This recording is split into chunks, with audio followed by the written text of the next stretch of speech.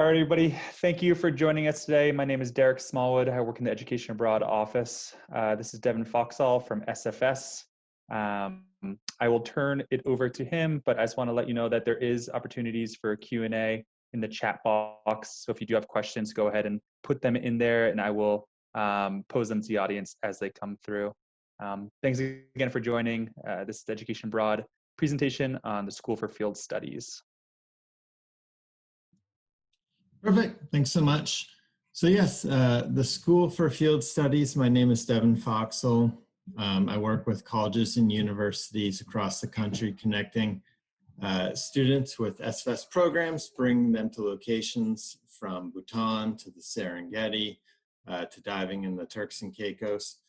Primarily, we work as an environmental field-based research organization. We were founded 40 years ago, shortly after the first Earth Day, with the mission of training the next generation of environmental leaders. And our founders believed that we needed to get young people out into the field, doing field work, getting their hands dirty, addressing the most critical environmental issues of our time in some of the most biodiverse and iconic ecosystems in order to fully develop as leaders.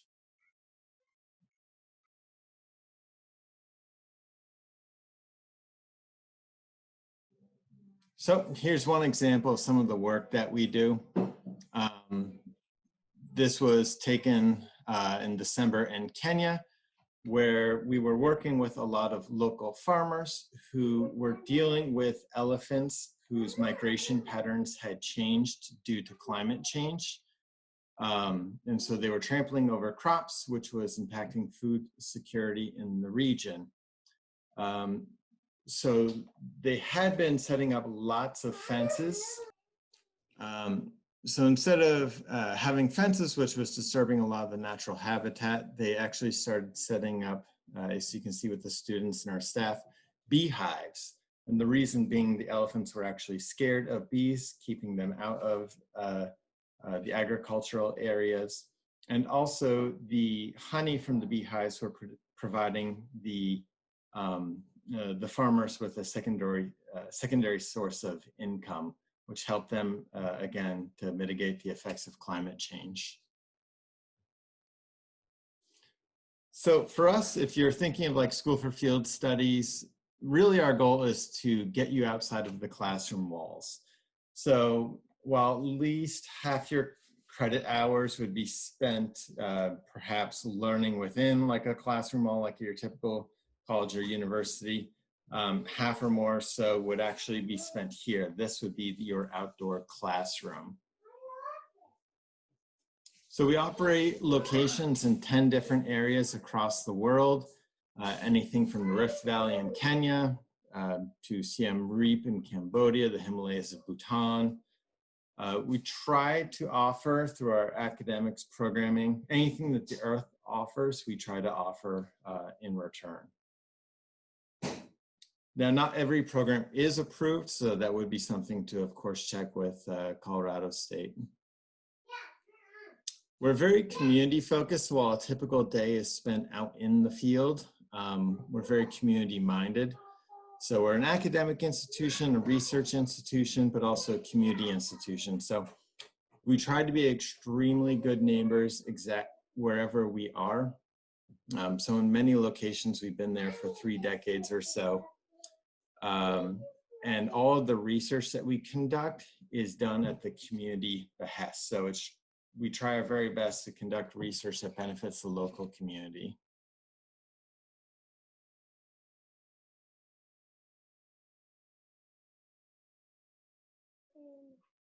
So key thing to know about SFS is we're a much more structured study abroad organization. So you wouldn't just be going off to a university or a location in Europe, traveling around quite a bit. You would actually be at an SFS research center. And these are some of them. You see Panama in the upper left, Costa Rica in the upper right, Turks and Caicos in the lower right, and that's Kenya with Mount Kilimanjaro in the bottom left. So students, faculty, and staff are all living at the center. So it's a very residential feel. One of the very cool things about it is you might be eating breakfast or lunch across from your ecology professor, discussing research, discussing programming at any day. So there is quite a bit of unstructured, like academic and programming time throughout it. So with the center, there's a center director. She's essentially in charge of making sure that everything runs smoothly. 3 faculty members teaching the 3 different core courses. The student affairs manager, she's in charge of student health, safety, and security. And then support staff, and that can be anyone from the many cooks at the station, to groundskeepers, security guards, and a lot of our students really get to know them pretty well. So dorms, you're living on site. I would say it's going to be a lot more rustic than you're used to in your typical dorms. So there might not be, say, freshwater showers that often in Turks and Caicos. There's not going to be hot showers in a lot of locations. The internet might be a little spotty, but you are living in some of the most beautiful ecosystems around the world.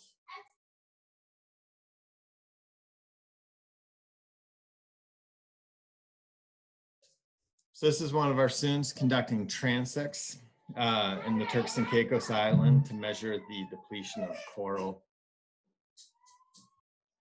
And here we are in Cambodia. This is how up close and personal students are able to get oftentimes with wildlife and nature.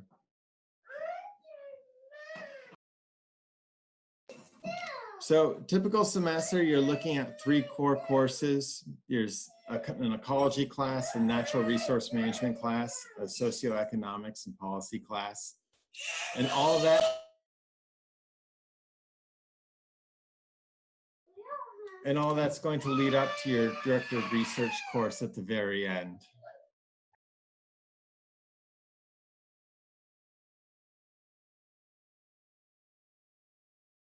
And then in a summer course, you're looking at 4 to 8 credits, 4 weeks each. So research is really the hallmark of all that we do.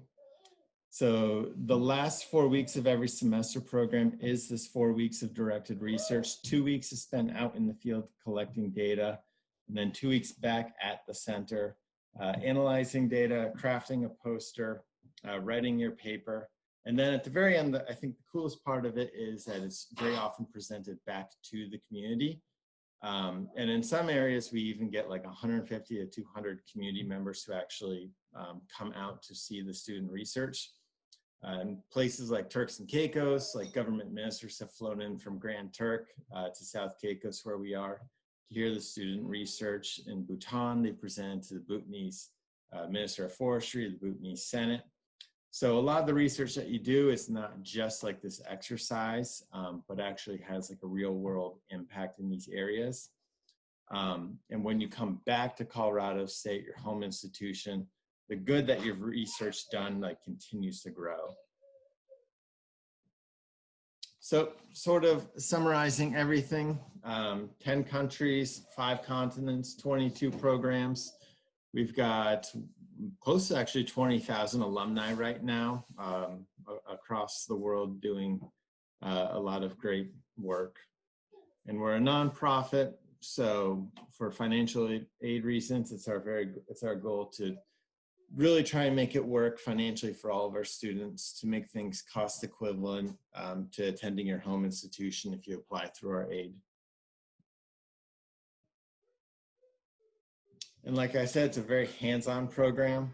Some of the most incredible ecosystems that you can see with some real research across the world.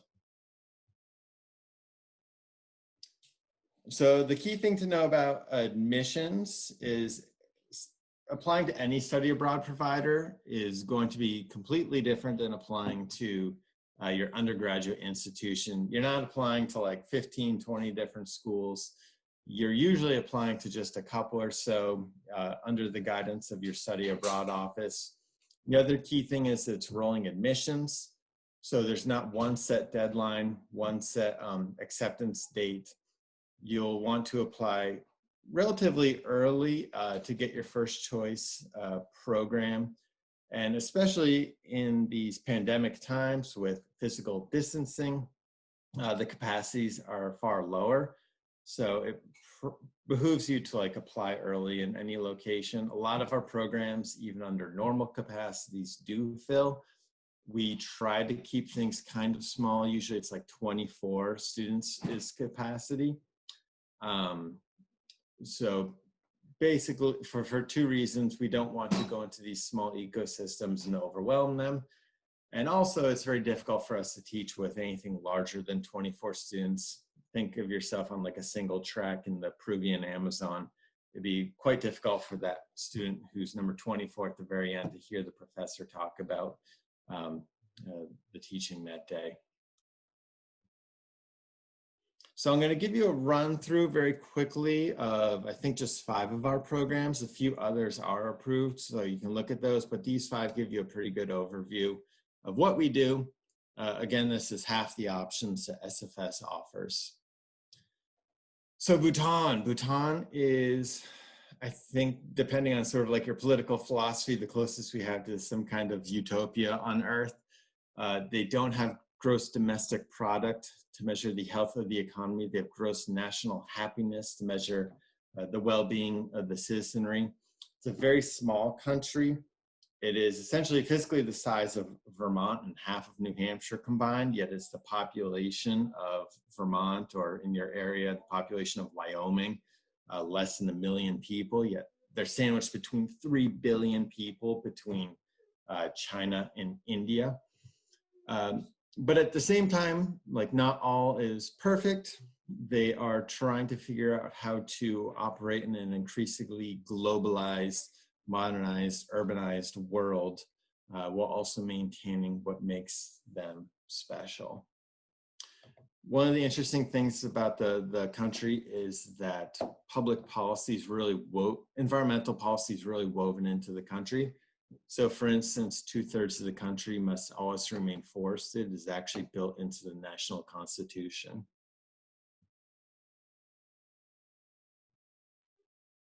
Cambodia would be a program where, so primarily our main majors that we see are biology, environmental science, environmental studies. And Cambodia would be perfect for all of that, but it is a program that we developed to really attract students from across the social sciences. So on any given day, you might be studying economics, politics, Buddhism and religion, anthropology. So it's the most like community focused program. And of our 10 programs, this is the most urbanized program as well. So in Australia, for instance, we're a 20-minute bus ride from a town of 1,000 people, whereas in Cambodia, Siem Reap, where we're located, is about 200,000 people. So it's a much more like fast-paced, kind of gritty urban environment. But these temples of Siem Reap that you see here, that's just about a 10-minute tuk-tuk ride away. Panama is the program that we call Surf and Turf at headquarters, in that half the time you are out in the ocean, snorkeling in the Caribbean, but half the time you're in the Panamanian rainforest. And really on any given day, within 30 seconds of waking up, you can be in either. You can be snorkeling in the Caribbean, seeing these massive starfish, exploring coral reefs, or you can be out there in the Panamanian rainforest. So it's a program that I think is like best interested for students who want a wide variety of ecosystems. So it's pretty wild to imagine that this picture and this picture is coming from the same country. And there's even one day-long excursion where the students watch the sun rise over one of the oceans, the Atlantic, and then watch the sun set over the Pacific on the exact same day. Tanzania, along with our Kenya program, these are our wildlife programs. So we're located next to some of the most iconic ecosystems in all of East Africa. Lake Manyara and Ngorongoro Crater. These are just a 20-minute drive away for our students. The last time I was there a couple of years ago, on the road up to the center, we actually saw giraffes and zebras crossing the road. That's how close up we are to these wildlife areas. The Tanzania program goes to the Kenya program for 2 weeks. The Kenya program goes to the Tanzania program for 2 weeks. So whichever one you choose, you would actually see both countries at some point. Tanzania, I would say, is much more of like a pure wildlife program, whereas the Kenya program is about wildlife and all the surrounding ecosystems. So the last program that I'm going to show you just for today, but again, we have 10 total, is the Turks and Caicos program, located on South Caicos. Quick thing to know about it is this is an island of just 1,200 people or so. It's a very small island. TCI in general is less than 40,000 belongers, what folks from TCI are called. But if you love marine studies, marine biology, being out in the water, diving, this is probably the program for you. The last time we were there, we went out about 5 times. We saw sharks that were 6 feet long. We saw clear to the bottom, 60 feet. You're studying coral acidification, overfishing, working with local fishermen on describing sort of the data collection around their catches as well. So that's it for me. But if you have any questions, I'm happy to take them.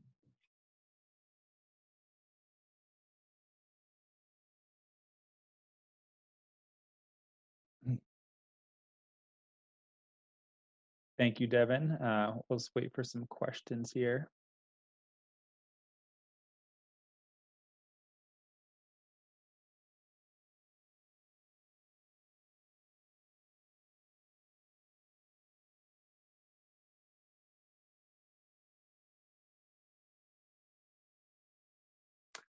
Any questions?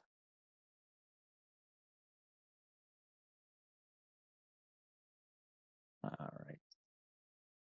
right. Sarah, look, if you want to, allow to talk, I haven't done this yet. Let's try it out. Go for it, Sarah. Hey, I'm sorry. I had to join late, so I missed the introduction. I'm so sorry. Will this recording be accessible so that I can catch up? Yes, it's going to be available on our websites as well as the YouTube channel. Okay, perfect. That was really all I had. Thanks so much. Yep.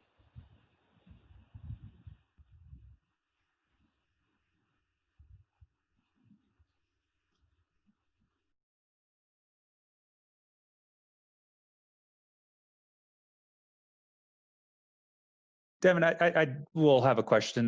Could you just talk a little bit more about financial aid opportunities and different scholarships that students could apply to bring down the cost of the program? Sure. So for pretty much any students, I would recommend applying for SFS financial aid. It's a far simpler process than what you might have experienced applying for your undergraduate aid. So it'll be about a 10-15 minute process in total. You'll fill out our form. Your financial aid office will fill out the form as well.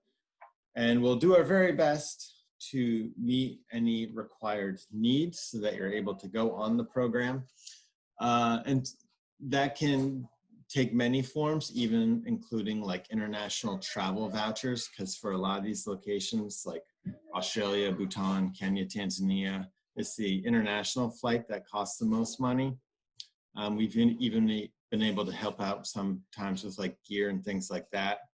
There's an automatic Pell Grant match for all semester students.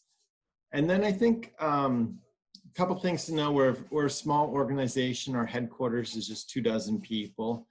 So if there's stuff in your data, the financial data that you feel like is not telling the full picture of your situation, just give me or anyone else at the office an email or a ring to describe that, and we can work with you on it. But so our goal is a nonprofit environmental organization to really make it work for a number of our students. And then once you're on the program, it's actually kind of rare for you to ever really need to spend any of your own money. So in that sense, it's a little different from a typical study abroad program. You could essentially go to, say, the Turks and Caicos or Panama for the full semester, and outside of gifts, spend less than $500 easily of your own money on just some like additional activities, like going out to a restaurant now and then. Pretty much everything is really built into the program. All the excursions, homestay, food, 3 meals a day. Wonderful, thank you. In lieu of other questions, I will continue to throw a couple your way, and then we can always just end a little bit early if needed. For those in the audience, I don't know how far out you're planning this experience. Hopefully, you get a lot of first-year students who are interested in coming to that abroad fair. So hopefully we have a lot of early planners here. But for those who are thinking about going abroad, let's say this fall or even this spring, Devin, can you just talk a little bit about how SFS is adapting to COVID-19 and just programming moving forward? Sure. So yeah, we didn't run any programs this summer, didn't run any programs this fall. For the spring, we're going to have a modified offering of programs. Probably about 5 of the 10 programs will be offered. A couple of the key things to note would be it's a far smaller capacity. So in the past, we might have 24, 28 students. Now it's going to be 12 to 14 students to help with physical distancing. We're going to be quarantining at our centers for the first 2 weeks of any program. And a lot of the community interaction, while still part of the program, will definitely be minimized. I would say of the many providers, we're probably one that is, this isn't like a major modification for us, because a typical day would still be spent with the same 12 to 14 students, the same 4 faculty, and then really just like getting out into the wilderness and wildlife rather than being in like a major city with lots of community and physical interaction with other people. So there will be changes, but I think for many of the programs, they won't be major. If you speak with alumni, one of the major changes will be that there will be no mid-semester break on a lot of the programs. Thank you for that, Devin. We're still getting no questions, so I guess I'll give you I'll give you one quick one, an easy one. If you just give us which was your favorite program and tell us why, and we'll wrap it up early. If you had to pick one, which would it be? Yeah, that's tricky. I think for me, I love the ocean, so Turks and Caicos would be it for me. It's just like an incredible setting. You're watching the sunrise, the sunset over the Atlantic Ocean every single day. Your time metabolism completely slows down. I think just like inducing this wonderful calm and relaxation. It's 85 degrees and sunny pretty much every day. And as someone who goes through the New England winters, that's very enviable for me. And I think it's just gorgeous. The marine ecosystems, we're so fortunate to be there. I spent a few years traveling around the world doing snorkeling and diving. And truly the most, the best diving and snorkeling that I've seen is right off of our center in South Caicos. The coral formations rising up almost to the surface. You feel like you're floating over these polychromatic mountain ranges. These giant rays, 6-8 foot wingspans are just gliding by. It's truly like any other place on earth. And what I always recommend students when they do study abroad is to try to find a location, something that they just can't possibly get at their home institution. And I think for a lot of schools, the marine atmosphere that TCI offers is unlike anything else. Awesome. I love that. That's definitely one thing we are lacking here is big ocean. We got the mountains, but we don't have the big ocean. So I appreciate those closing thoughts. All right, everyone. Unless there's any last minute questions, I'll go ahead and just wrap this up. Thank you for coming. Thank you to Devin. Again, this is the School for Field Studies presentation at the CSU Virtual Education Abroad Fair. This presentation will be available online on our websites. For more information about SFS or just education abroad in general, you can visit our website. You can contact SFS directly.